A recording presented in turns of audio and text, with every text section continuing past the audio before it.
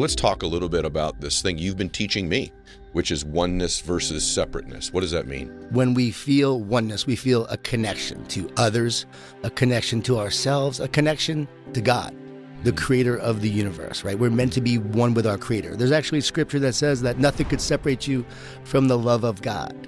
So you're always connected to that love. So when you're connected to that love, you feel purpose, you feel joy, you feel happiness, you feel unity. And then there's separateness. As we move from oneness to separateness, we feel separate, we feel weaker, we feel divided. Everything in life could be explained literally in terms of oneness and separateness. So do I feel separate? Do I feel disconnected? When we go from oneness to separateness, we move from positive to negative. How do we get to oneness? We love. How do we get to a higher state of mind? We love. When you are loving what you do and loving the moment and loving people, the minute you focus on love, fear dissipates. Fear is what separates. Fear divides. Love unites. Love creates oneness. God, that's so good. That's so good. We need to let people know we are one. We are one people, one race, right? One soul, one spirit, all here together.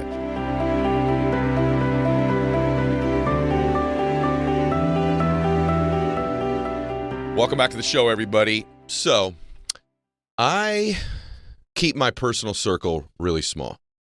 And it's not that it's a big deal to be in it, but I don't let a lot of people in, and especially close to me, because I believe the people that have proximity to you have the biggest influence over you.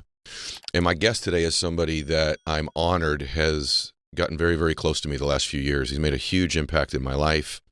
And I'm very, very grateful for his presence in my life. He's been on the show before, and the show was so well received that I asked him to start the year sometime in January, February, can I get you on? And he's here today. In addition to being a great friend of mine, he's authored, coming up on 27 books. He's sold only 5 million books.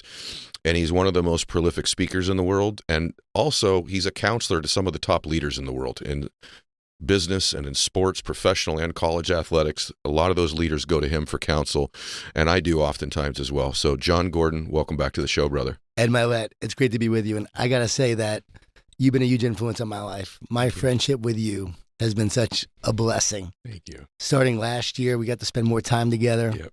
Spoke at one of your events, and then came to the Max Out Live event. That's right. You gave such an amazing talk. So did you. Do you remember me coming back there and just started to weep and cry? I'll never forget it. Yeah, I haven't cried like that in years. I've cried maybe 2 or 3 times in my life, and that was one of the times. That right? Yeah, that I really just, my father passed away 5 years ago. I cried. My son was going through a big challenge a few years ago. I cried, and I cried in that moment, just seeing you speak, seeing you share. Just it brought something deep within me out.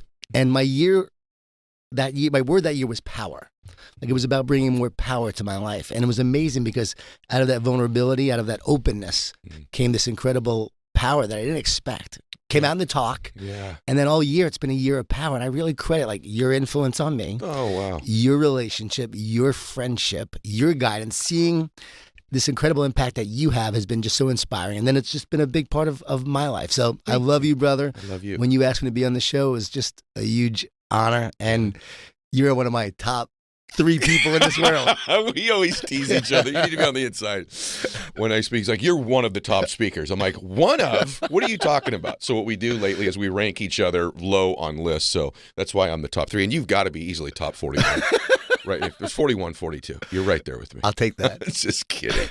You said oneness, and one of the things that I feel with you is a oneness, both in, there's a brotherhood for you and I in our faith, but also, I just admire how much you're trying to become a better man. And I watch the way that you connect with people, and your work is so brilliant. And I can't wait for everybody to now start to get some exposure to it. So let's talk a little bit about this thing you've been teaching me, which is oneness versus separateness. What does that mean?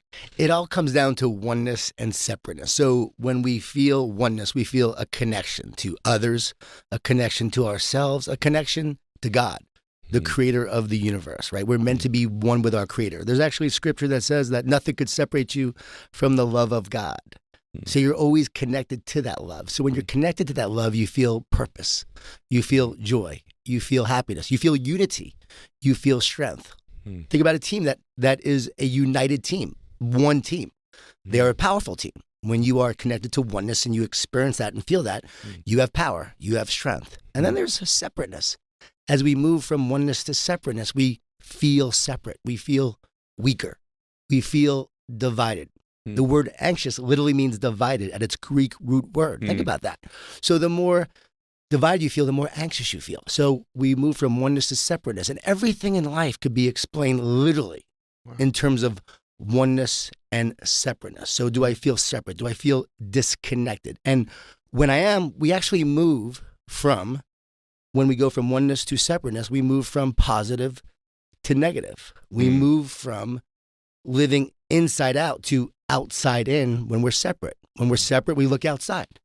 We feel separate. Everyone blames social media for the problems of today, for people's mental health issues. But it's actually the fact that they feel separate. You're right. And because they feel separate, they now are looking outside. They're comparing themselves. And when you compare, you despair. And that leads to you seeking a feeling. You're seeking to feel better, but you feel worse and worse and worse because you feel separate. You're looking at other people's lives instead of your own soul, instead of your own purpose, instead of your own journey. So the more we look outside instead of inside, we feel more and more separate. And that leads to seeking instead of knowing. So when you're one, you have like this knowing, like, okay, I know what I'm here for. Right. I'm connected to this purpose. I know what I'm here to do. I know my journey. I feel confident. I have courage. I have clarity. But as I move towards separateness, I don't have that clarity. I have clutter. Really? I have fear. I have worry, anxiety, doubt, insecurity. I have a lower state of mind when I feel separate. When I am one, I have a higher state of mind. And in that low state of mind, what happens is you start seeking. So I'm seeking a solution or I'm seeking a feeling. And what you really want is that feeling of oneness. You're seeking that connection. And it's why addicts, for instance, feel separate. So what do? They try to fill the separateness, the void, with things that will make them feel better, but they're cheap substitutes to what they really seek. Well, they are. And I want to stay on this because this is amazing we're talking about this. I had a conversation at dinner last night. And without being really personal, it was my son's 21st birthday. He'd never had a drink before. I'm pretty sure he hadn't too, because he'd made a promise to my dad, who was sober many years, that he would wait till he was 21. So he had his first drink yesterday. And it was a very awkward thing for me, because it made me feel separate from my dad almost, watching my son have a drink. I don't know how to explain it. But in the process of doing that, I said, Max, I was talking to my daughter too about how, the more you use something external to feel something, before you feel separate, you're trying to externally feel something. I said, Max, a lot of people that get addicted to drugs like meth or heroin, at some point stop getting high. They can't even get high from it anymore. But the pattern is there, so they keep doing it. You got to do more and more and more to eventually you blow out all the dopamine receptors. You can't even get high anymore. And that's sort of a metaphor for what you're discussing here too, is like the more we feel separate, the more is external stuff, their life, not my life. How does somebody, before we go to higher state or lower in thinking, how does someone begin to feel more oneness and less separateness in their life? Right. Well, one, there's a hole in your soul. And so you have this hole. So you're always trying to fill this hole with things and stuff and fame and success and wealth. Why'd you point at me when you drugs. said fame? You pointing at me? You did. Well, because you're very successful, and you're the most famous guy I know. We go to UFC fight together, and we can't walk 2 feet without people coming up to you. Well, that's nice. I thought you were saying I was still filling myself up. No, people want that. Right. People want that. They want what you have. And what happens is people are chasing it and they're seeking it. And the more they do, right, they're filling that hole in their soul. But only God can make you whole. WHOLE, right? Only God makes you whole. So it's that connection. It's which that is your oneness. word for the year. That's why it's my word. As I'm writing this book, and this is a book that's coming out in about May or June, as I'm writing this, I realize, I have this hole in my soul, and I want to be whole. We all do. We all have a wound. And what happens is the more separate we feel, the wound gets worse. The more one we feel, the more it heals, the more we can heal that wound. So our relationship with God really is important, is essential, because you were never meant to be alone. You are meant for relationship. It's why loneliness is an epidemic. It's why it's actually more dangerous than most diseases, actually being lonely. It's so true. Right? People are dying from loneliness. Health issues come about because of loneliness and isolation. So think about it. The more we move from oneness to separateness, we get more depressed. We have more feelings of disconnection. isolation, despair. And what does that do? It causes us to retreat. Yeah. So instead of running towards oneness, we actually run away towards separateness. What we need the most, we resist the most. And so what happens is we're filling that hole with all the things that doesn't help us. It's almost like I'm in LA right now. Yeah. It rained a lot. It did. The last couple of days. Yeah. Okay.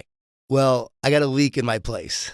So do I. Right. I got a leak. All of a sudden, there's a leak happening. And I'm like, oh no. Like the leak we didn't know existed. Everything seemed great. But then the rain came. The storm came. Adversity. Challenges. It revealed the hole that you have in your place. Life will often reveal the hole that you have when you're dealing with a difficult situation, a challenging experience, right? You think you're great. I'm good. I'm like LA. It's sunny all the time. I'm great when it's sunny. But when things are hard, when things are tough, it will reveal the wounds that you have. You just nailed it. Everybody can function pretty well when it's sunny in their life. Yeah. How do you function when the rain comes and when those leaks get exposed? Are you under the illusion that you're separate? Because the truth is, in our faith, and by the way, whatever you and I both believe in the quantum and in energy as well, right? We both do. The truth is that's an illusion. It's a lie you tell yourself. You're never separate. You're always one. It's always right there for you. It's always right there. Since the day you were born, actually before you were born. It's always been there. So you are never separate.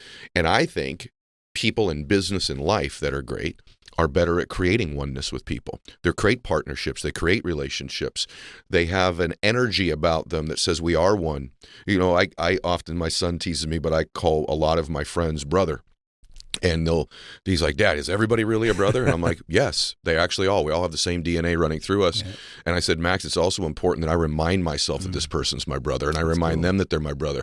And I call many of my girlfriends, I call them sister, because there is a oneness that comes from being a part of the same family. So if you're listening, you're like, this is great theoretically. How the heck does this apply in my life? It applies in every area. Makes you a better father, a better mother, a better business leader, a better salesperson, a better coach. All people who can communicate and feel oneness. They call it in sales books rapport. Rapport is really oneness. In fact, cheesy sales books will say, match and mirror someone's cadence and pace, right? That's all the cheesy, artificial way. It's actually a sense of spirit, I feel like you have. And you speak so eloquently about this, which you call high state and low state of mind in creating this oneness and separateness. This is some of, everybody, I want you to listen closely. This is some of the most cutting edge, brilliant work you will hear in a very long time in your life. And it's simple. And sometimes simple things that seem commonsensical aren't sophisticated enough to rise to the threshold in most people's lives of brilliant. But this is brilliant because it is simple and it's so true. So go ahead. Yeah, the closer you get to truth, the simpler the lesson becomes. And so how do we get to oneness? We love. How do we get to a higher state of mind? We love. When you are loving what you do and loving the moment and loving people, and loving the competition if you're in sports, and loving your team if you're a leader. The minute you focus on love, fear dissipates. Fear is what separates. Fear divides. Love unites. Love creates oneness. So I was just talking to a young man. He is really struggling, 20 years old, and we just had this great conversation. He reached out to me, and he's searching for his purpose. And I said, listen, you're a performer. He's a musician. I said, let me tell you about Pavarotti. Pavarotti said, everybody wants the audience to love them, but I love the audience. I said, focus on loving what you do. Focus on loving your friends. Don't worry about your friends thinking something great about you because he's very insecure. I said, just focus on loving others. And what happens is when you become love and you love others, guess what? Everybody will be searching for you because everyone is searching for love, as the song tells us. Everyone really wants love. So they're searching for you. So the minute you start loving people, you move towards oneness. And also, from a high state of mind standpoint, that's the ultimate way to have a high state of mind. Because when you are focused on love, you create connection. Love creates connection, unity, oneness, right? From connection, we get clarity. We see things very clear when we have that connection. Football players will tell you, right? I have a lot of clarity. When you're in the zone, you have a lot of clarity when you're in the zone because you feel this connection to the moment. Really good. Time slows down. You feel like you're a one with everything and everyone, right? Time literally ceases to exist. So you're in this oneness. And then from there, that leads to confidence. So we got connection. leads to clarity. That leads to confidence. So the more clarity I have, the more confident I am. We often think that, oh, I'm confident, so I have clarity. No, when you have clarity and you see things clearly, you have so much more confidence. So true. Yeah. And then that leads to courage. And so the more confidence you have, the more courageous you will be, the more you will go for it. Okay, let's go. And when you're in a low state of mind as an athlete or a performer or in sales or in business, you don't want the ball when you're in a low state of mind. When you are on a sales call, you're in a low state of mind, you don't want that call. You don't want that meeting. But when you're in a high state of mind, when you're feeling great, when you're feeling like I am one with everything, you're ready to take it on and you're going for it. And you're not worried about the outcome. See, the minute you're loving the moment, you're not thinking about the outcome. You're loving the process. And when you love the process, you will love what the process produces. And I think about Michael Jordan. I was with the Bulls speaking to them a few months ago. And John Paxson was there, one of Michael Jordan's teammates. Yeah. I said, what was it like playing with Michael? He said, let me tell you something. He didn't have fear because he was so focused on competition. He wanted to beat you so bad. See, fear didn't make him great. And I believe everyone says, oh, he hated to lose. Okay, that's a part of it. That's an equation for success. But fear will never cause you to be great at something. Only love can do that. So what did he love? He loved beating you. Yep. He loved the competition. Yep. He wanted to destroy you when he played. So he's not thinking about failure in that moment. Think about a lot of people. What happens if I fail? What happens if this talk doesn't go well? What happens if this meeting doesn't go well? What happens if this business deal doesn't go well? There's all this fear. He wasn't fearing anything. He was so focused on the competition and winning and beating you. It drove him. It created a oneness within him in that moment. So it's the love of competition that's key. And I just spoke to a young man who's struggling as well and a lot of anxiety. And I said, you know what? You got to get back to just loving the battle. And loving playing and loving the competition. He's like, you're right. I got away from that. I was talking to a minor league hockey player a year ago. This is when I came up with all this. So I start teaching him these strategies. Turns out, hadn't scored a goal in 6 games. And so he has just struggled. He wants to make it to the NHL. Yep. He's at his wit's end. He's on the roller coaster going down. And there's this roller coaster of a state of mind. So he's going from high to low. And if you're in a roller coaster that is going to crash, what would you want to do if you think the roller coaster is going to crash? You want to jump off. Get off. Well, guess what? He wants to jump off. Yep. He doesn't even want to play anymore. He's done. Like, he's frustrated. But then he's also searching for answers. Yep. Because he thinks something's wrong. Yep. Something's broken. So the more he's thinking, the more he's having revved up thought, the more clutter he has. And now he has a lower state of mind. In the book, I diagram this and I draw pictures and so forth, just like I do in the talks. Yeah. But now he's got this lower state of mind, trying to figure out answers, wanting to jump off the roller coaster. I said, wait, just stay on the roller coaster. Get back to loving playing and loving the competition. That's how you got here in the first place. He did. Yeah. Next thing you know, scores 6 goals in 3 games. Yeah. Gets called up to the NHL and scores a goal in each one of his first NHL games. It was amazing to see. It was so cool to see because he got away from all the outcome stuff, all of the thought, and just focused on love. So how do we get to oneness? We focus on love instead of fear. I know it sounds so simple. It's not. Let me say something to you about this. It's amazing how we reach the same conclusions in life. So I'm, one of the MLB players that I'm working with right now didn't have a great season last year. And he's really down on himself. He's down on the game. He's down on the organization. And there's just parts of, this is the other thing, the illusion. You don't have to love everything about what you do. You don't have to love everything about your spouse either. You have to love things about them. And so he was focused on, hey, it's the media, it's this, the other. I said, okay, let's just stop right now. What do you love? Yep. And he goes, I love being with my teammates. I love being in the locker room. I love the moment where I'm dialed in and I'm facing that pitcher and it's me and the guy with the wrong lid on out there. I said, what else do you love? And I made him make a list. It got all the way down to where he goes, man, I love when they first cut the grass when we go out there. And I love the smell of the first cut grass. And he goes, I said, what about the batting? He goes, I love the smell of pine tar. We went through all these things that he loves. And by the time we were done, he found enough things about what he loves to re-engage in the process and to improve. Same in your relationships. If you're struggling in a relationship with somebody right now, stop, okay? Because what you're doing is you're obsessing on the things you don't like that aren't healthy. What do you love? What makes them beautiful to you? What is things about them that are high-level thinking that you love about them? And you'll find when you return to those things, same with your sales job if you're driving in your car right now. Same with going to the gym. Full confessional from me. I've trained hard in the gym for 30 years. It's part of my identity. Guys like you, when they meet me, are like, hey, man, I'm in the gym. Guys sending me videos because of you. The truth is, when COVID happened, I took a little breather like some people did, and I got away from it a little bit. And I started going, man, I'm sore. I've got a left shoulder injury. Man, if anyone knew about how often I tear my hamstring and pull my hamstring, and my bones are built, I'm tired of carrying this body weight. And I started to really get to this process, and I was like, really, it was hard. I dragged myself into the gym.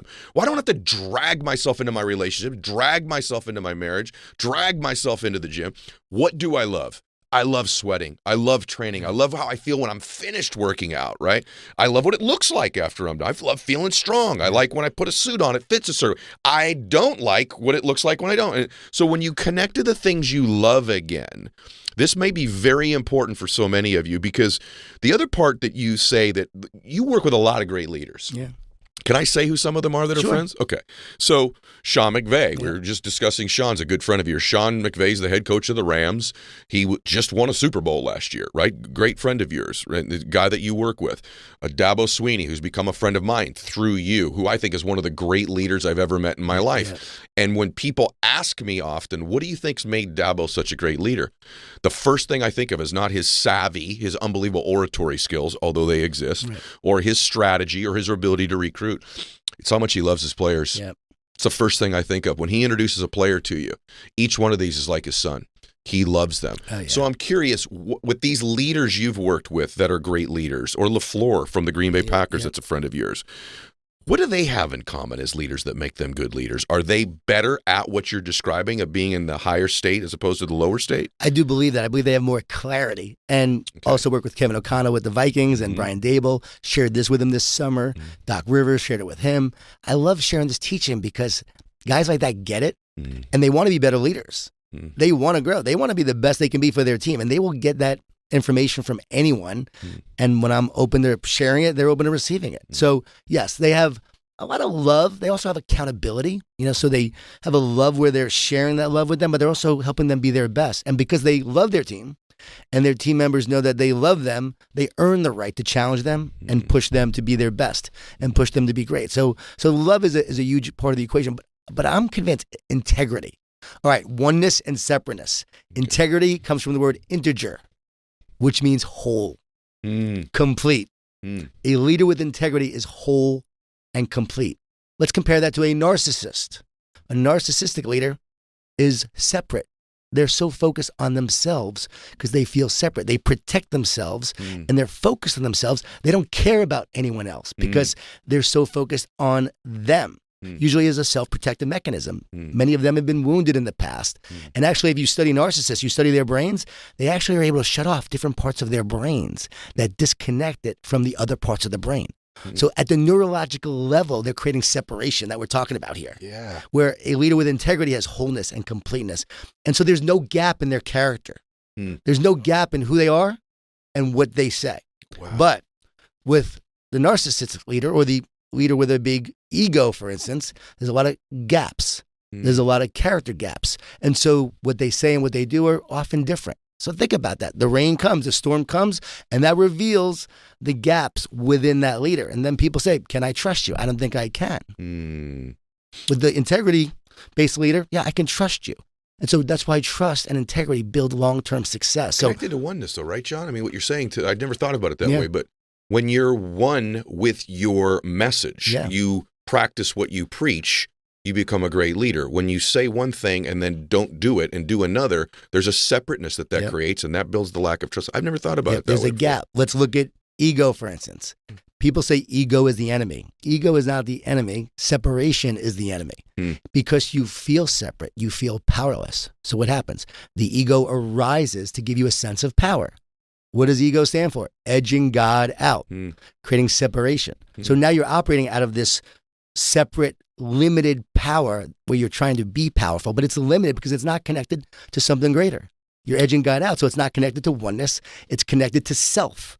So it's actually not very powerful. So it seems powerful, but it's not. It's ego-driven. And as a result of that, it drives what you do, how you act in a negative, dysfunctional way, rather than feeling one. If I felt one with my team, if I felt like I was a leader with integrity, if I felt love for them, I would include them. I would involve them. I would care about what they say. But if I have an ego, I don't care about what they say because I feel separate and I see them as separate. Yeah. You know what's interesting?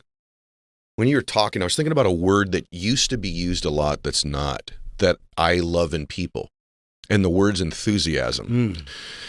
And when I think about people that I think bring an energy that's infectious to whatever they do, their family, their business, their body, their faith, there's a level of enthusiasm about them. And that enthusiasm, the root of it is their love for what they're doing, or their love for the process, or their love for the results. Or the difference that it makes. I've had people, oftentimes the show, people say, there's an energy when I listen to your show, like you so are into your guests, you enjoy them so much. And I've actually said many, many times, I actually love them. And even before we start, you and I said a prayer before we started. I always say a quiet prayer before we start. And I try in my life, I don't even know when this started. I consciously do not know when, because I do not believe it was the way I lived for a while. But at some point, I started really like, what can I love about this person? If strangers walk by me, this sounds really weird, but I'll just, peace be with you. You've heard me say that before, like just peace be with you. Like just, and I have found the way the world responds to me has changed when I come from a place of, someone sent me the other night, man. I'm not on social media much, although I post on there. I don't scroll it much. And I don't know if you've ever seen these things because you're on Twitter, and this was a Twitter thing. And it's these like it's these Twitter sites that are just fights. It's humans fighting humans. It's two kids in a bathroom in high school slugging it out. It was, the next one was a guy on the street who took a fire hydrant to a guy's, and I'm watching these humans do horrible things to one another. And some of it's political, red versus blue. Some of it was racial. Some of it looked like someone had mouthed off or said something or whatever. There's just a lot of different things that divide us. And it's exactly the word I thought. These people don't know they're connected. They think they're separate. They think they're separate because one likes socialism and one likes capitalism. They think they're separate because one of them's a Christian and one of them's a Hindu. Or they think they're separate because one's black and one's white, or one's old and one's young. And I'm like, this illusion of separateness in our world today, and how the media, social media, the mainstream media, gets paid to separate us. And everything in our lives, everything in the world ultimately comes down to oneness and separateness. And there's an evil, we have to admit, there is evil. Look in the world and you see it. There's an evil that is looking to divide and separate you. And there's a God who loves you and wants to unite you to others and back to himself. And that is ultimately the battle going on between this evil that's separating. So do I feel separate from you, or do I feel one with you? And you just nailed it. The media is always creating news or shows or talking points that separate, that divide. Let's talk about racism. What is racism? I wrote about that in the book just this morning. I said, okay, what is racism? It's actually looking outside, feeling separate, seeing color, and thinking that one color is better than another color. That's what it is. But if I truly knew the truth, if someone knew the truth, right? We all should know the truth, right? And I do know the truth. That's why I don't practice racism or have it. I see the soul in you. I have a soul. You have a soul. I love the word namaste. Namaste means the spirit in me bows to the spirit in you. And so my spirit sees your spirit, and we are one. And it's a sense of connection and togetherness. I don't believe we need diversity training. I believe we need oneness training. Oh, God, that's so good. That's so good. We need to let people know we are one. We are one people, one race, right? One soul, one spirit, all here together. But I got to say this, Ed. I watch your love on display. And that is one of the things that really inspired me, the way you truly share with people and the way you care. Like you love and you care, and it does shine. And I believe it's why you attract so many people to you. We're at dinner. This is like a little example. We're at dinner, me, you, Erwin, a few other people, and Erwin orders a Diet Coke. Half an hour later, you call the waiter over and say, hey, I don't think he got his Diet Coke. Half an hour later. I didn't even notice the Diet Coke never came.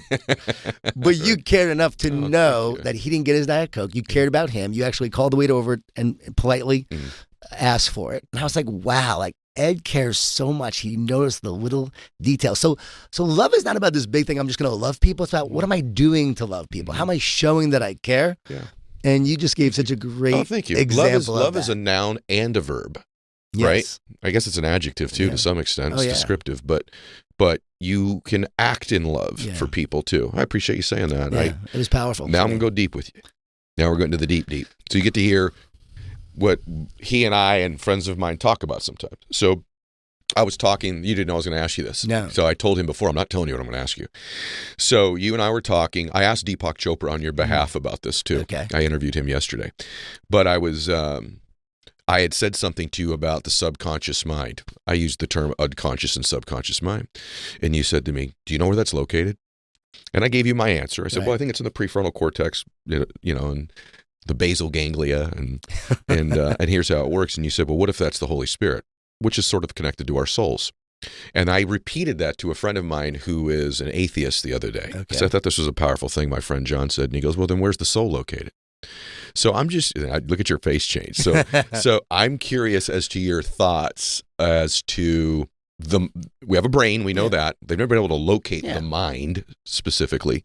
So your thoughts about, is there a mind-soul connection? Is the mind the soul? Is the Holy Spirit the soul? I'm curious as to your way of thinking. So you did not know I was going to ask you this, but I wanted to ask you, and I thought I'm going to record this when I ask my dear friend his view on this. I love that you did, and I actually wrote about it in the book. Oh, you did? I put it out there, Okay. because I talk about oneness. What are we connected to? What is oneness? What are we? Who are we? Mm-hmm. When you understand that we are 99.99% empty space, because we are made up of atoms. Mm-hmm. Atoms are literally empty space. Mm-hmm. We are more light than physical. Mm-hmm. We are light. We're not physical. We are energy. So if you understand that, we just appear like we are physical, but we're actually energy vibrating slow enough to appear that way. That's right. So we're energetic beings. We live in an energetic reality. Mm-hmm. How do we make sense of this world? We see spectrums and colors and wavelengths and sound vibrations. So everything we see in this world is actually the result of an energetic vibration and how we ultimately make sense of the world and apply meaning to it. So the body is just temporary, but the soul is eternal. And the mind and the soul are one. So when I talk about mind, it's mind and soul. Okay. That literally, the way I perceive it is that it is like it's inside you. Mm-hmm. Jesus said the kingdom of God is inside of you. Mm-hmm. So we have this shell of a body that's the cocoon. Okay. Our friend Erwin and I actually talked about this the other night. Okay. We have this cocoon that is the shell. But when we die, think about it. The body turns to dust. Mm-hmm. But the soul is eternal. So the soul is expressing itself, its journey, its unique purpose, its unique spiritual DNA that it has, that it came into this world to live and share and go through challenges and suffering and pain and adversity, to learn, to grow. The soul comes in this body, but it has an eternal significance to it. So the soul doesn't die, but your body does. And your brain does as well. So the brain is the hardware.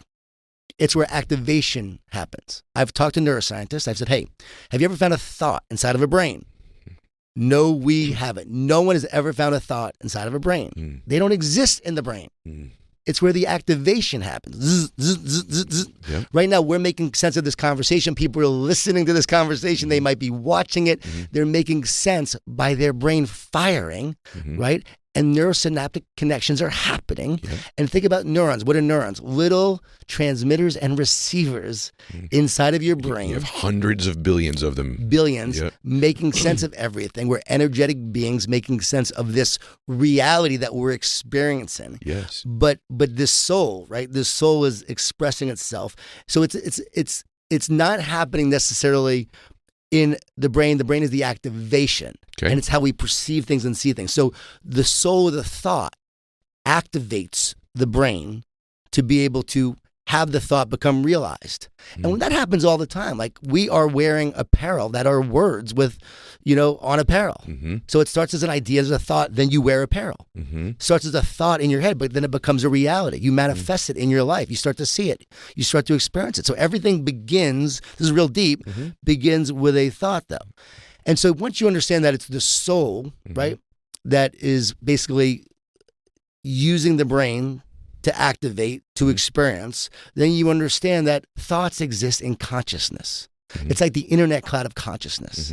And thoughts are always coming in. Now, here's the key. For a lot of people, they have a lot of negative thoughts. Yes. And so when those negative thoughts come in, I always say to people, are they coming from you? Yeah. And people often say, yeah, of course, they're in my head.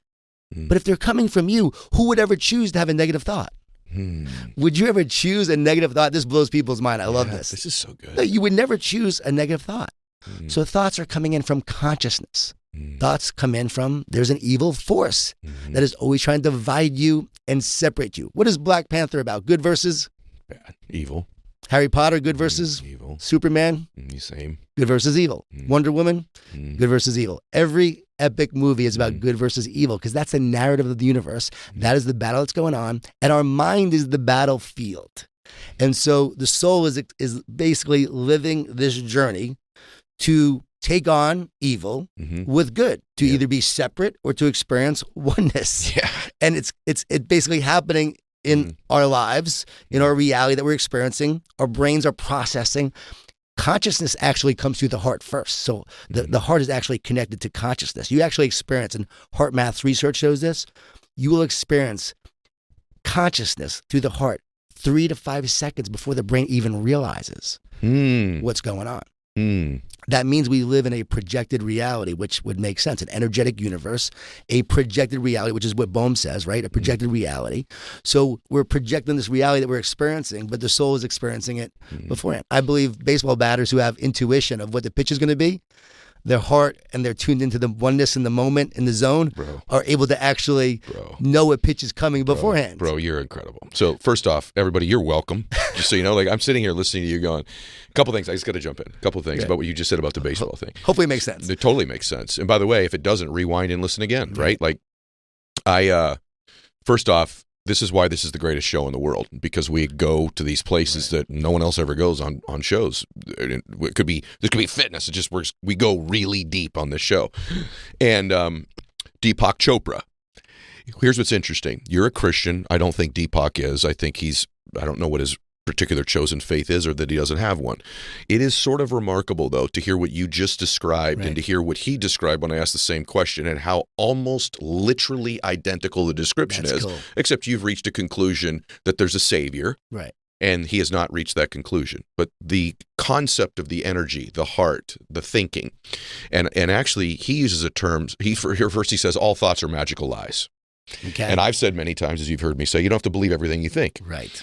And then I asked him about a term. Do you think some thoughts are reincarnated? Right? And he said, I do. And I actually believe a great baseball player has a reincarnated thought of where that pitch is. Wow. And that's why repetition in life matters. That's why practice matters, because it allows you to reincarnate a thought. So if I've hit enough pitches that are low and away as a batter, or I've thrown enough punches that are a right hook to the chin, and I've thrown enough of them, that when I have the millisecond thought that I'm going to throw that punch or hit that ball, it's reincarnated because it's already been there before. And so reincarnated from when, though? From the practice that you put in, from the experience. I'm talking about in athletics. Okay. So it's called a reincarnate because you've brought the thought back from a previous experience. And so we could say that consciousness is this unbelievable floating of energy and experiences that have happened in our lives and our experience, and we regenerate them over and over again. But in terms of being an athlete, I really do believe this, or in anything, even in sales, when someone asks that question and you have that immediate, beautiful response when it happens, that is an energetic connection that you've made. You and I would call that the Holy Spirit. Someone might call that a reincarnated thought, but in that moment, you're able to see something almost before it's happening in some sort of slow motion. Like, let's just be honest. We both know this podcast right now is something really, really special. It's not like other ones we've done before. Never. And the reason that we know that is because there's a certain energy that's flowing between the two of us when we do this. I believe it's because we love each other. And so on my show, I always love the guest. I'm not sure they always love me back, or they're probably nervous half the time, right? But when you have two people that love one another, another magic show I had was Rob Dyrdek and I recently. People are like, my gosh, it's two men that love one another. So it just has a different resonance to trust, and there's trust too, which is important. Yeah, you can be safe. You can say what you think, right? In your case, I want to continue down that road, but I want to connect it to something that you teach that I also agree with, which is that goals may be a little overrated. And it's connected to this as well, because I think there's this hyper obsession in our culture with outcomes and goals, oftentimes creating a tremendous amount of pressure that actually blocks you from achieving the feeling that you think you would get if you achieved that physical thing in life. And so I often say standards matter more than goals, but I really like the way that you phrase this. So I want to kind of pull those two things together. I love that we just went to what is the soul too. Let's talk about goals. Right. Well, let me tell you why I did it sequentially that way. Just for so my audience knows how I think when I'm putting a show together. My ultimate goal is to go to heaven. Yeah. And I've had an acceptance in my life that I don't have to necessarily work my way there. So good. I've also made some deep commitments in my life that matter much more to me than the goals. And I really believe in my life, if I adhere to those commitments, that the end result becomes automatic. So I believe they're very much connected, the two topics. What's so special about that is I was thinking, I want to share this, but how am I going to share this going to goals? And then you just made it possible for me to share it. Because I'm like, this is unbelievable how this happens, right? Good. Again, research from heart math shows when two hearts are in connection like this, there's actually like an entrainment where they actually start to synchronize. And they actually start to synchronize together. They become one heart. Yeah, oneness. Yep, one heart instead of two hearts, which goes back to oneness. So why does it matter? If we're going to die one day, Right. why does this life even matter? Right. Why does it matter what we produce, how much success we have? Why does it matter if we write a book that may not be around in 100 to 200 years? If we make a great bottle of wine, why does that matter? Someone's just going to drink and it's going to be done, right? If someone's going to eat the meal, why should we make a great meal if they're just going to eat it? It's because there is the eternal nature to temporary things. I want to give credit to Erwin because he and I had this deep conversation about that, Erwin McManus, where we talked about this because I was exploring this, thinking about this, and he really helped me thought it through in terms of the fact that it matters because we are eternal souls living a temporary reality.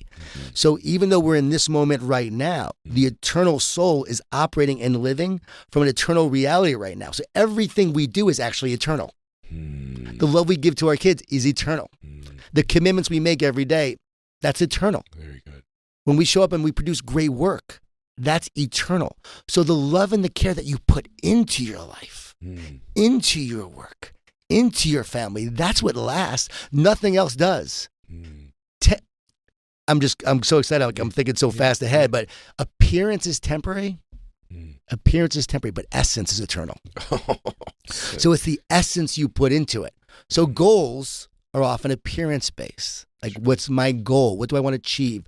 What number do I want to have? That's appearance-based, right? Goals are temporary. I was with a football team, an NFL team. I had them write down their goals. And then I said, rip them up. They're like, what? I just took 5 minutes to write them down. They were all mad. I'm like, oh, I better run out of here. But they were a little excited. They were a little frustrated. I said, no, just give me a second. Give me a second. I said, how many of you have a goal of winning the Super Bowl? Quarterback wants to probably win an MVP, have so many passing yards, running back, have so many yards. Y'all have certain goals, right? Is that your goals? Yep. I go, every single guy in the NFL right now in their training camp room has these same goals. Yeah, right. But will goals take you to where you want to go? No. But your commitments will. So then I had them write down their commitments to their goals. You know what, John? I'm going to commit to more recovery time because my body often breaks down. So I'm going to spend more time in recovery, more ice baths, so I don't break down midway through the season. Another guy said, I'm going to eat healthier. Not a goal, but I'm going to eat healthier. I'm going to focus on the process. I'm going to eat healthier so that way I have better nutrition because my body often breaks down because I don't eat healthy. So now these guys were talking about their commitments. The quarterback said, I'm going to spend more time in the film room. I've got to spend more time. I got to get better there. So I'm going to spend more time doing that. I'm going to commit to that. So it's committing to the process. But the process matters because the process is an eternal moment where our essence is shining through, creating something amazing in that moment. And so the eternal, again, is what lasts. It's experienced right now, but it's also being experienced in eternity forever. See, we live in like once you understand quantum, the quantum field and the quantum mind, all of that, like consciousness is the quantum field and the quantum energy. So consciousness, when the Holy Spirit comes through, it comes through the quantum field. This is just the ocean. It comes through, but that's how it reaches us. When we're hearing thoughts, it's coming through the quantum field. We're interacting and vibrating every day with the quantum field and with consciousness. And so every day we're living this life, we're creating an eternal reality, right, in this temporary world. That's why this world matters. Yes. Because otherwise it wouldn't matter. Yep. It's not like earth, then I go to heaven. What did Jesus say? Bring heaven to earth. Make earth like heaven. We're meant to make it right here, right now. We don't wait till we die. We're not meant for that. We're meant right here, right now, because this is the eternal moment right here, right now. So good. It's, by the way, one of the most important questions because when you're depressed, or you're in the lower state of mind, Yep. that's the unconscious conversation you're having with yourself. Yep. Why does it matter? Yep. Why does it matter? Why does any of this matter? Yep. That's really, it's one of the most important questions of life is why does this matter? And I've seen people do it both ways. I've seen people who are really down on their luck and having difficult times. And I remember when I was a little boy, my grandfather died. And I was so sad because he was so good to me. He was the only person that ever went to all of my baseball games. He never missed a game. And I remember when he died, and I remember literally being depressed. And I remember thinking, why does this matter? You're going to die anyway. Right. Why does it matter? And so that answer that you just gave is so profound and so beautiful. I've also seen people achieve things in their life, get there, and it wasn't quite what they thought it was going to be. And they go, well, then why did this matter? And now you've had an answer to that question. If you ever begin to feel that way again, I really recommend you rely back on what we've been talking about here today, because it's a profound answer you just gave. And you know what also is really important to share with people? It's really important. You know, Deepak gave his answer. He's not sure what he fully believes, right? Well, he may. I can't express it. He may be able to express it. I can't. But in terms of faith, he may not be a Christian, right? Here's what I believe about that. The truth doesn't need Jesus or Christianity to exist. The truth exists regardless and separate from that. But Jesus and Christianity actually explains the truth of oneness and separateness. It's the only thing that explains it. And when you understand that there's a wound in your soul, and everyone could actually talk about the wound and knows the wound. We all have this hole where we know there's something more, where we feel less than, where we feel unloved, where we feel like we're searching for our purpose, where we feel empty at times. We've all had that moment in our soul where we just truly feel lost and empty. And when they understand that there's a God that created you for oneness and that this wound is meant to be healed. And so you have a wound, and then how do you heal it? Love and forgiveness. Yeah. So you heal every wound through love and forgiveness. What I often say is that wound, that pain, that burden you've been carrying, that trauma you've experienced, it's like inflammation of the soul. You have inflammation. We know to have a healthy body, you got to remove the inflammation so the body can heal itself. Well, you have to remove the inflammation within your soul so your soul could be healed. What removes it? Love and forgiveness.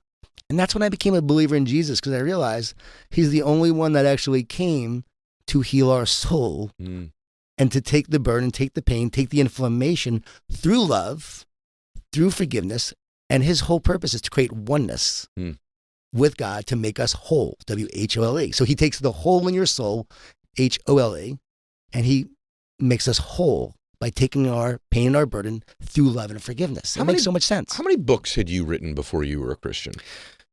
I'd written two. And I came to faith as I was writing Energy Bus. Okay. So people literally said they can see my faith almost being transformed, because I was a big energy guy and still am, right? Still am. Right. It's all one. Yep. It's all one. Yeah, it's all one. Once you understand that, right, it's all one. It makes everything easier to talk about. So how have you achieved? So I want to ask you this though: the application of all this. Yeah. So we've been deep in theory today, and application. Yeah. But the application of these principles in your life has made you one of the most prolific authors in the world. Let's just be clear about this. This stuff has an application, everybody, to your work, to your life. So, because I think there's a lot of people listening going, look, I'm with you. I want this. I need to do more of this. I need to be certainly cognizant and mindful of all the things you guys are discussing. Same time, I'm not sure I know what my purpose is, and I've not achieved at a very high level. And although maybe I've been too focused on goals, enough on my commitments. But something happened with you, bro. Yeah, and it wasn't, something happened where your life exploded. There's things you did. Yeah. So not only the prolific author, you are, I think in college football, I think it's safe to say you're the most sought after guy to come in leadership in college football. Say, probably. And that's transcended in now to the NFL. It's transcended to the NBA. You're an unbelievable speaker. Work with a ton of corporate clients as well. Yeah, tons of corporations in the business world. We don't talk about this for the corporate clients, though. Right. Well, we talk about leadership and teamwork. But also, even like I said when I opened the show, like I had almost nobody to my circle, right? Yeah. So like, what have you physically done that's changed your life? The external. It sounds to me like the internal changed, and then this external life just exploded. We always create from the inside out. And it's so funny because that's the end of my book, actually, the last chapter. I talk about my journey. Okay. And I talk about how I was depressed. how I was down, how my wife almost left me because I was so negative. I was searching for answers. I was seeking. I was getting ready to jump off the roller coaster. And that was me. That was my journey. I had so much angst, so much anxiety, so much fear, so much stress. I'm 30, 31 years old, and my wife is about to leave me. She's like, if you don't change, we're over. And that is where everything began to change for me. That is when I finally said, I've got to figure this out. I want to be a more positive person. And I started with just a simple step. And it always starts with simple steps. We have to remember that. We're talking theory, but I love that you always bring it back to practical application. What could you do today? You could take a walk of gratitude today because research shows you can't be stressed and thankful at the same time. So if you're feeling blessed, you won't feel stressed. If you're feeling grateful, you start to rewire your brain, literally rewire your brain. You start to tune your brain into a higher frequency when you're practicing gratitude. So I'm walking every day and I'm practicing gratitude. That turned into walks of prayer. And I just started to say, God, I don't have all the answers, but I need help, God. God, I trust in you. I believe that you have a plan for my life. I expect all the great things in my life. I accept all the people who want to work with me and benefit from my gifts and talents, God. Somehow, some way it's going to happen. And I literally started to speak life and speak words out there saying I was going to create this life. Now, along the way, from that, I started to surrender and trust and say, your will, not my will, God. I can't believe that I believe what I believe, right? You know what I mean? Like, yeah. It's like, come on. Yes. Like, what I believe, I can't believe I know what I know now. What I know, I'm able to teach this one truth. I'm able to teach these lessons because I'm obedient and I surrender. And on my walks, God speaks to me because I make time for a relationship with the Creator. If you want to have a better relationship with your wife and you guys have an amazing relationship, but say you wanted a better relationship, you have to spend more time together, right? I mean, well, maybe with my wife and I, not too much time, but enough time. She doesn't want to see me too much, but you gotta spend more time if you want to. We're just joking, by the way, right. Catherine. Yeah. But if you want to have a relationship with someone, you spend more time with them. Yeah. Well, to have a relationship with God, you got to spend more time with God. Spoke to this young man today. I said, "Are you an accident?" He said, "No, I'm not an accident." Because he was down the existence of God. Are you an accident? No, I'm not an accident. I go, well, I said, if there's no God, then you're just an accident. No, I'm not an accident. I go, do you have a purpose? He goes, yeah, I have a purpose. I'm searching for my purpose. I said, well, if there's no God, there's no purpose. It's all accidental. It's all randomness. There's no purpose. There's no meaning. He said, all right, well, I'm open to that. I said, well, here's what you got to do. You want to know your purpose. You want to live your purpose? Start focusing on having a relationship with God and just trusting and surrendering and taking walks and asking for guidance and just believing and just be open and just have faith. The more you do that, the more you connect with God, he'll start to reveal your purpose in your life. That's what happened to me. I said, God, what's my purpose? Use me for your purpose. Guide me towards my purpose. It's the prayer that Ben Newman always says. Use me for your purpose. Guide me towards my purpose. And I would say that every single day. So I was doing a lot of things that were allowing me to tune into God, get mentally healthier, speaking words of encouragement. And I would talk positive words instead of negative words. When the negative thoughts came in, I would replace the negative with something positive. So instead of listening to yourself, you talk to yourself. So I would do that. And that just really started to impact me. And I'm convinced the more I did that, and the more I trusted, and the more I surrendered, and I was obedient to it. When God gave me an idea for a book, I wrote it. When God said, write this training camp, I wrote it. The main scene, the main character comes to faith literally in a locker room, and with coach and gives his life to God. You say some things really quickly that people will miss that are beautifully profound. Sometimes I speak too fast. No, you just said a lot. One of the things you just said there is maybe I should stop listening to myself and start talking to myself. Yep. That's not small. Listen, everybody, there's a few keys. Let's take faith to the side just for a second, okay? A couple keys he said. Number one is he took walks. Why does that matter when you're trying to connect to your faith or even do creative thinking or unleash your genius? There's a power to moving your physiology, to moving your body. Now, when I pray at night, I'm well known for saying I pray on my knees, makes me feel small, reminds me of my smallness in context to the world. Same time, though, I pray many different times a day. I create many different times a day. They are always following or during a workout or moving my body. So people ask me, how do you write your book? How do you give your speeches? How do you come up with the ideas, the concepts, preparing for an interview? It's during my workouts or right post my workouts. Your form of that is taking a walk and moving your body. It's a massive key, okay? The second massive key is language. The way you use words. You just said a lot right there. But the way we use words, it defines and magnifies, and it actually creates experience. Yep. Words create experience. And so if you're having a difficult time, really, truly evaluate the words and the language you use. I've watched people when I've been out to dinner with them, this service is horse, and I'm like, no, it's not. It's they could do better. Right. Or even people use words to minimize if they want to lose weight. Well, I've put on a few pounds. No, you're getting fat. Right? Like the way we use words is really important in our life. And it used to be the self-help personal development culture. This was a centerpiece. The last 10, 15 years, this whole notion's gone away. And no one talks about how much language changes our life. Just a switch of different words and context. And I've watched myself. When I've checked into a hotel, my room's not ready and I'm got to give a speech. This is, and I'm like, hold on a minute, right? What's the word here, really? This is unfortunate. This is frustrating.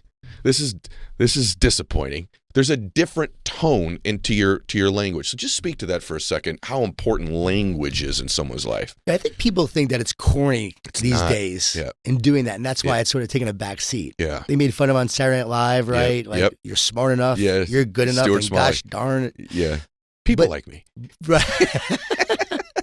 But the key is the words we speak speaks life into us and then gives us life. So you're creating either life or death with the words of your mouth. And so am I speaking hope, faith, trust, confidence, what I want to create in the future? Am I focusing on the past, the negative, who hurt me, who wronged me? And so when those negative thoughts are coming in, do this exercise. Write them down on the left side of a piece of paper. Write down your negative thoughts that come in, right? What are your common negative thoughts? On the right side, write down the words of encouragement that you will say to yourself in the future to speak life into yourself. The word encourage means to put courage into. So when you're encouraging yourself, you're putting courage into yourself. When you encourage others, you're putting courage into them. And think about enthusiasm. Enthusiasm means, comes from the word entheos, means filled with the divine. That's right. So bring that energy, that divine, that passion, that purpose, those words of encouragement to your life, and you'll start to create a different life. So true. I was towards the negative. I was down. I wanted to give up. I was hopeless and so many times. And then I started filling up with hope and with belief and with trust. And I think that's the key. Hope gives you one more day. It's true. One more day. There's a power to one more day. And by the way, one more. Yeah, one more. There's power to one more. And I want to. We don't have that much time left, but I just want to second something you said there. People have commented to me that, hey, I don't hear you use profanity very often. Right. Well, here's the truth. I do use profanity in my life from time to time. I wish I could tell you that I didn't, but I do. But one of the reasons I abstain or refrain from it as much as possible is there's such magnifying words to negative states. Right. And so I had to pull it out of my everyday vernacular because it magnifies negative states and takes me out of the state I need to be in to be creating, to be productive, to be pulling the genius out of me. Yeah. So it's just one really small thing. And for me, it matters in my life. I actually will use some of those words to magnify positive experiences sometimes, but I'm very, very careful about the way that I speak because I know it creates a state. And I think most things are created out of state. I want to be in a peaceful, loving, beautiful state.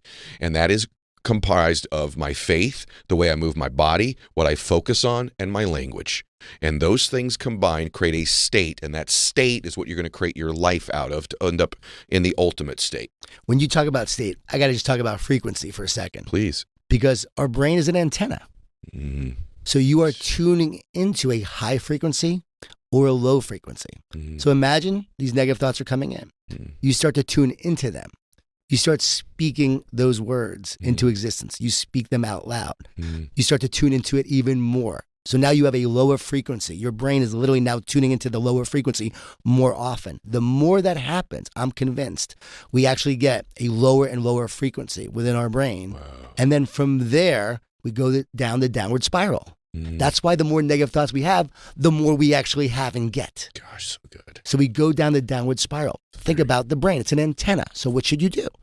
Tune into the higher frequency. Love and joy and gratitude and hope and encouragement and faith, right? Take every thought captive the renewing of your mind. As you're doing this every day, you're literally renewing your mind. You're raising the frequency of your brain, of your mind. You're creating a healthier brain, a healthier mind, right? That now is tuning into that higher frequency. And from there, that gives you the state. You're talking about state. Yep. State is nothing more than frequency. Yep. Tuning into now amazing things in this world rather than the hardship and the suffering. You're tuning into the positive and the hopeful. Now, why should you do that? Because there is suffering. Sure. There is pain. So you have to raise your frequency to help others deal with their challenges and their pain and their suffering. If you're sick, you can't help somebody else who's sick. Yeah. You have to be well to help others. So it's about you becoming well, you raising your frequency, raising your state, right? So that you can be someone who gives people hope through your words, but also your actions. Your brain is an antenna. It's an antenna. That is so good. And by the way, gosh, it's like a masterpiece conversation here, man. Like this matters because I believe there's a pattern of thought. Yes. There's a pattern of language. And that creates a pattern in your life. And when you can begin to tune that brain into that antenna into the right frequency, the results may not show up the first day or the second day or the first month or the second month or maybe even the first year or the second year, but you begin to create a pattern of your life to tuning into that frequency the majority of the time. Life is not about 100% of the time, all the time. But I can tell you, and I know this of John as well, my life has changed over the last several decades because there's a pattern to my thoughts. There's a pattern to my language. There's a pattern to where my antenna is tuning in. And that eventually creates an external pattern of results that are produced or aren't produced. Why does all this matter? Final thing. Thank you for today, by the way. And but the final reason all this matters is you said something when you walked in, and I'm going to let you finish the sentence, okay? And I'll let you elaborate on it. But you were saying this to a leader you were working with just yesterday. And you said all of this matters because wherever you go, there you are. Yeah. And so you're going to take yourself with you wherever you go in life. You have a bad relationship. If you don't work on yourself, you're going to just bring your bad self to another relationship. You can leave your job, go to another job. If you don't work on yourself, you're going to bring that self to the other job. And it's not going to go well there either. So as you work on you, as you become the best you, you bring that best to others. And then you help others be their best. And again, circling back, it all comes down to that oneness. When you're experiencing the oneness and you feel that connection, you have more purpose, you have more hope, you have more love, and then you share that with others. You ask me what I did? I had more hope by walking every day and praying and trusting, by doing these things and tuning my mind to a higher frequency, by practicing gratitude, by exercising, by working out, by eating right, doing all the things that you do every day. What happens, right? You create this person, this being that is able to take on this world in a more powerful way. You're right, brother. You do that for me. When my dad was alive, this notion of wherever you go, there you are. I remember I was broke and pretty broken and just negative and down and depressed and fearful and anxiety and slothy. Yeah. And my dad, I said, if I could just get my business going, Dad, if I could just get there, and I got these dreams and I'm going to have a mansion. I'm going to have this. And my dad said to me, he goes, just so you know, when you get into that mansion, you have to bring you with you. Wow. And you need to find a way to find bliss and gratitude now in the small things in your life, Eddie, because if you can't find them now, you won't find them when you move into that mansion. The furniture can change, but it's still you sitting there.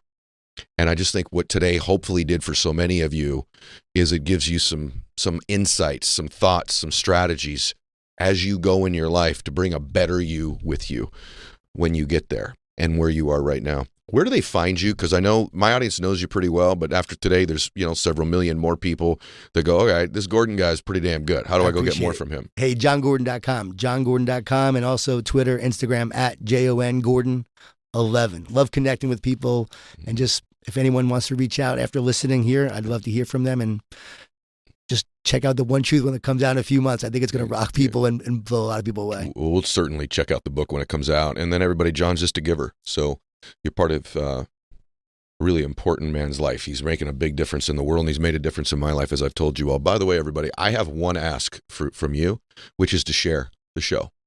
If the show makes a difference for you, share it with people that you care about, that you love, that you believe what we've talked about today could help improve their life, because that's why we do it. And today was a 25 out of 10, brother. Thanks, so thank brother. you. Thanks, brother. All right. God bless you, everybody. Max out your life. Take care.